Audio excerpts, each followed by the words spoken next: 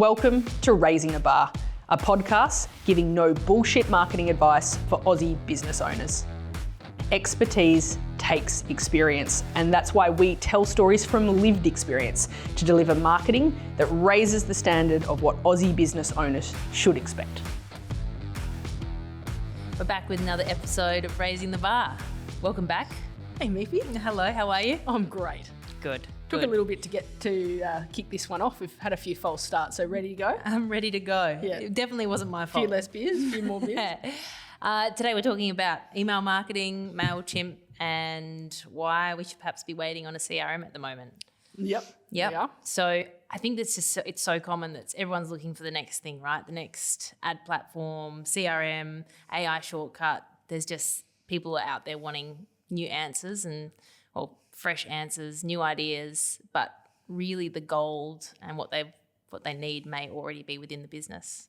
Or marketing, just consistently doing the same thing. Yes, it is. And the nugget of marketing is electronic direct mail or EDMs or email marketing. It's amazing. Now, there's one caveat to that, obviously. If you're a brand new business and you don't have anyone to email, you obviously have to start with other channels. So caveat, front of the episode, roll it down. But email marketing, and I think it was out of a really good British study, and we're going to cite some studies because there's a fair bit of little statistics that come, because ones I'll know off my head, but I made sure that they were cited. It was £40 return to a £1 spend, so 40 to 1 ROI, highest of any marketing platform. There's a caveat to that, but highest of any marketing channel for electronic direct mail. So if you're thinking, That is good. it's really good. Can you imagine if you presented that? And this is really B2B focused data, actually. So just to put that, that's not, going to, where was I in today, going into Maya and buying a pair of jeans, and then, you're on their mailing list and they'll let you know it's a Mother's Day thing coming up. But this is actually quite specifically around business to business data. So an accounting firm, releasing their updates on, its budget night coming up. So on the tax implications for that, or every month, what could you say? An education, that rule of reciprocity that I'll go into a bit. So 40 to 1 is a really good return. And yet there we are sort of spending probably like a 4 to 1, 3 to 1 on paid social advertising sometimes, when this beautiful gem is sitting there for us. So people really don't usually go for the EDM. Yeah, I think there's a perception of, is it read? Is it engaged with, like, I get all of them, and people say, I put it in my inbox and I see them in my inbox and I delete them, and it's like, that's okay. But I guarantee if you're consistent with it, and what we see is that I think it's actually industry is 21 to 25% open rates of EDMs, right? And I think that's, there was a little bit of it getting stuck. There was Apple did some big privacy stuff to EDMs, and you'll remember, you might not have been with us at the time, but we had to change a lot of stuff, things getting stuck in spam, things not going through, but it's tapered out and it's still around the 21% from what was 25 of open rates. Yeah. So if you think that 4% of an Instagram organic post is actually seen by your audience. So if you've got an audience of 1,000 people, 4% will actually see, of that 1,000 will actually see the organic post you put up. But let's say it's 20. Let's just say 20% of 1,000 people will open the EDM that you send them. Which one's better? Particularly for B2B, right? Wow. Such a big stat. And so it's not just an effective tactic anymore, like everyone's saying. What's not an effective? Did I just EDMs? say? No, I'm saying everyone keeps saying they don't want to do it anymore. But it is highly. It's just the age-old gold. But I think the thing for people is it feels expensive to do, which is what we really wanted to get the heart of today. I would also put in there that EDM was always the gold and jewel in the crown, and this is a bit more business to consumer, but it's worth saying that SMS has taken over in terms of raw stats. So it's something like a 98% open rate for an SMS, a text message campaign, right? That's big. But I would urge, and there's a few things. One is that text message is quite expensive. So that's one to put for small businesses in Perth, just to have a think about. And the other one is that you have to make sure you've got opt-in. It has to be very clear where the opt-in came from, and the privacy laws in email. Western Australia is not that bad. We don't have a thing called GDPR at the moment. I think I've got that acronym right. Forgive me if I don't, which is actually up in Europe around very strict about email databases, but text message and messaging to mobile phones is much stricter privacy rules. I can't remember the exact act in the Australian law. So you just got to be a wee bit more careful. Probably where we encourage text is reminders. You know, we've got a great auto mechanic, and, you know, text reminders and text follow-ups and things like that's okay. But for just plain, for putting information out there, probably say EDM still probably the easiest thing to facilitate and manage for our size clients, for the SME, SMB size in Perth. So why do you think direct email marketing works so much better? Oh, trust and reputation. So if we go back to a couple of things. So first of all, you're able to share knowledge. So we want that reciprocity piece to go through, which is I'm giving you something of value. And the best thing about emails is you can choose to engage or not. But when I cold call you, or I'm really throwing something at you in socials can probably be perceived as not pushy, but they are right there in your face and you're on something a bit more personal. But an email, it just comes through. I have a habit of, in the morning I go through and I'm like, spam. But what I might do, and I'm sort of deleting or filtering stuff, but when I actually need and have something or it's reputable, actually going through and going, I actually do want to read that one, I'll mark it as unread. Now, 4 other times over the past 4 months, I might have deleted that. But that one time that I'm like, I do need to know about same-day super payroll changes. I am going to read that from that accountant. That's good. And hey, my accountant didn't actually send any EDM out about me, but these guys always seem to be ahead of the bloody trends. Yeah. So when it comes to it, why am I going to compete with the people who, despite me giving them no money, have kept me educated about things that I'm asking my bloody accountant, right? So in that B2B example, that's the knowledge. So I don't think it's overly intrusive, though it might annoy people. I don't want to put stuff in people's inbox. Well, if they've opted in some way, you know, been to an event of yours or they've worked with you and they've pressed something to opt in, then all they need to do is unsubscribe. So I just urge you that the stats are there for them opening and engaging, and the reputational element of maintaining that relationship. 55% more likely to win the deal later down the track than a competitor if you have been nurtured by that client in an EDM. And that was after, I don't think that even had a time frame on it. I'll look at that. So you've quoted to someone, you might not have got it, or they've been to an event of yours and then they've disappeared, they weren't ready at that time. 2 years later down the track, the opportunity to bid, they re-engage and go, hey, we actually are looking for that website right now. We wanted to come to you guys to quote. You're 55%, so over, if they've got four people bidding, you've really put the odds in your favour, more likely to win the deal. That's a phenomenal odds because you sent an EDM, and depending on the value of what you sell, I think, you know, that's where the return on investment will really sit there. You know, for every dollar spent, it's every pound spent actually, is that statistic, 40 pounds returned. So yeah, an amazing ROI. Yeah, that is. What are the mistakes people can make with EDMs or email marketing? First of all, they don't do them. You know, we honestly have... or do them for a month. Yeah, we have clients who I would say are getting hundreds of leads, and they're legitimate, like hundreds of leads. Let's say a percentage of them are probably crap because that's the mark of most things. But people, I'm not quite ready yet, or I just wanted to get some pricing and understand from this build, and they say that that's a non-qualified lead, and they don't put that into nurture. It drives me insane because if you just you don't have to take a whole lot of effort to do something. Like in the simplest form, why don't you just record a build that you're doing, or record some work that you're doing, or something that you learned from a client, write a quick article about it and produce a monthly newsletter, or it might even be some pictures. So if you are in one of our clients does tours, up in the Kimberley, just take some pictures of where you went and what experience go, just in case your dream escape was still something you were considering. This is what we got up to in October. Like, that's not hard to do, but it just keeps that resonance and you're showing them some new places you went.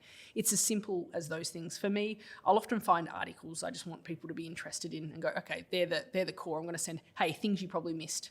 Here's some articles that we sent out, and, recording something like this to send out. So the biggest mistake, not doing it at all and just thinking that a lead is only valid at the time they're ready to purchase, rather than nurturing that through. 55% more likely and 20-25% open rates. So they're still engaging with you. the more expensive the thing you're selling, the more consideration time it needs. So they're going to spend more time in consideration phase. Once they've made that one inquiry, how are you making sure that they're not getting another 400 Facebook ads that lead them somewhere else? You got their email because they inquired. Keep communicating with them. So important. So number one, make it happen. Number two, don't spend.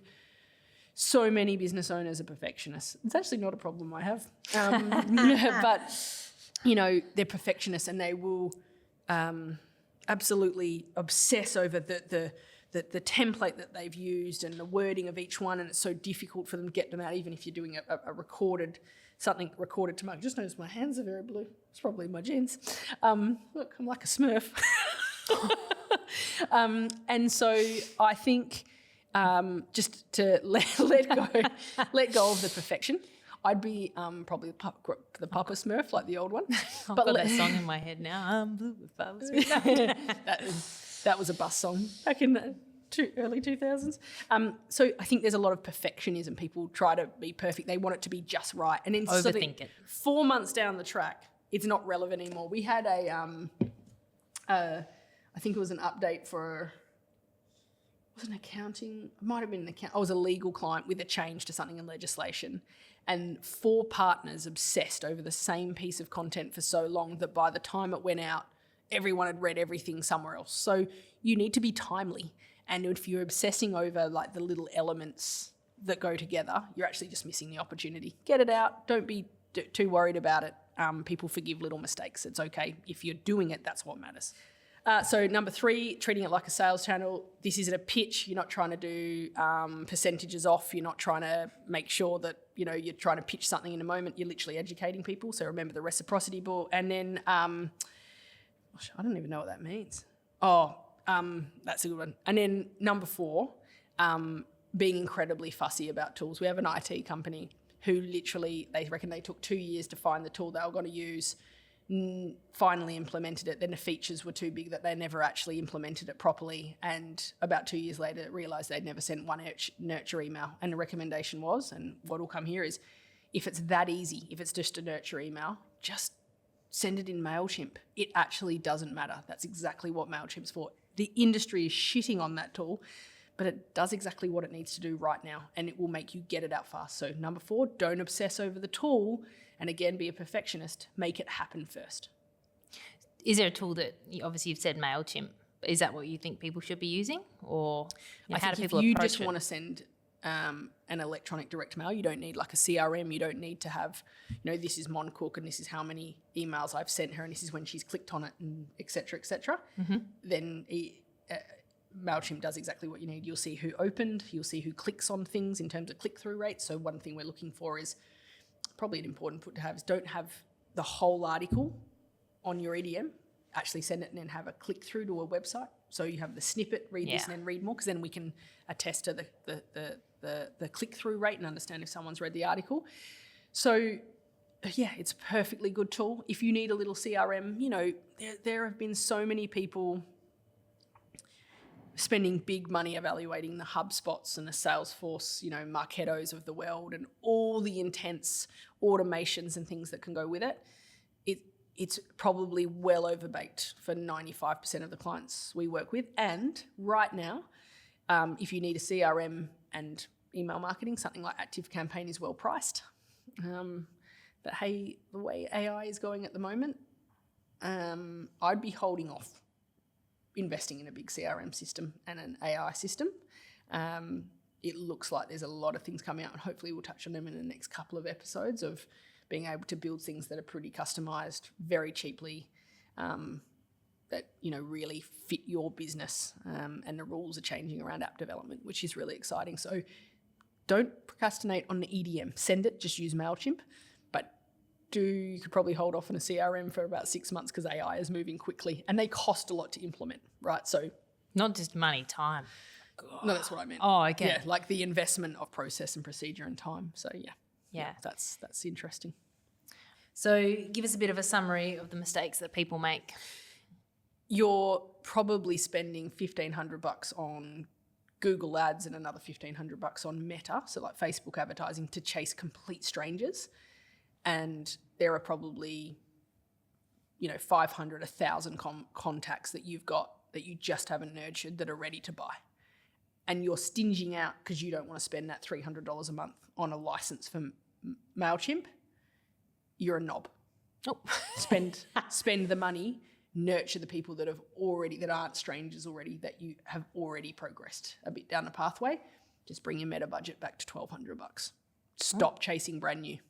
So how do they do that? How do business owners do it? You go to mailchimp.com.au. No, it's not .au. It is that easy that you could follow it through in terms of time investment. And I often want to say tools that people, if you spent the night and a couple of beers playing around, you could make it happen for something like MailChimp. Yeah. So the thing that they'll have an issue with is the data and what to write. Mm-hmm. What am I going to send out to the world, and where do I get the database from? So here's your little gems. I think I've spoken about where to get data from, but your accounting software is beautiful because it's who you've dealt with before. So you want to send stuff to existing clients, especially if you're a one-off thing. So they remember you, they see what else you're doing. You might have something new that you offer them, but you're keeping in their face, because we all have cycles where we need things again, or people ask us for referrals. So keeping your brand in their face. Who have you quoted to before? So go into emails. Emails are like the little treasure troves of people. So do you have like who you've quoted before? I always send, a quotation from, or proposal, 3x2 proposal. So I'll always be able to search proposal or quote or RFQ, depending on it. And I can be like, oh God, I forgot that person. I didn't put them into the CRM at the time. Obviously couldn't do that. Our process doesn't allow. But early days, I'd often find sort of 20, 50 people that I hadn't sort of formalised, probably had followed up once or twice and let flop away because I didn't have the nurture sequence. I didn't have something to send them.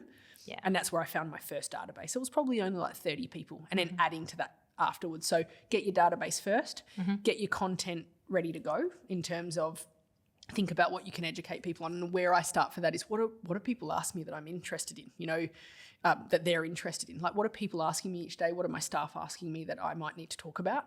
And just, I kind of riff and talk about things in that way. And then what changes are happening perhaps in an industry that are coming. So use your expertise. It is there. And we get so scared that our opinions aren't important, but they are. And every single one of our clients teaches me something every time I'm on site. And I love that. So put it out there. Write one email, write one piece of content, record one piece of content, send it, put the next one in the diary of when you're going to send it, and then go back a week and put another note in the diary and say, prepare it because you've got to send it next week. And you know what? Have discipline, because if you don't have discipline, you're not going to succeed. Consistency and discipline, marketing, success. Quick note on CRM, don't go and invest just yet. Just hold off. But if you need to send an EDM tomorrow, nothing wrong with MailChimp, nothing wrong with cheap stuff like ActiveCampaign. They do the job and they get your brand in somebody's inbox. So, people do get really caught up in the trends and, trying to chase the new shiny thing. Exactly. The next way to win business. Yeah. But it doesn't need to be. Yeah. So it doesn't need to ironically, be that. When you get bought as a company, most people are buying, a database, right?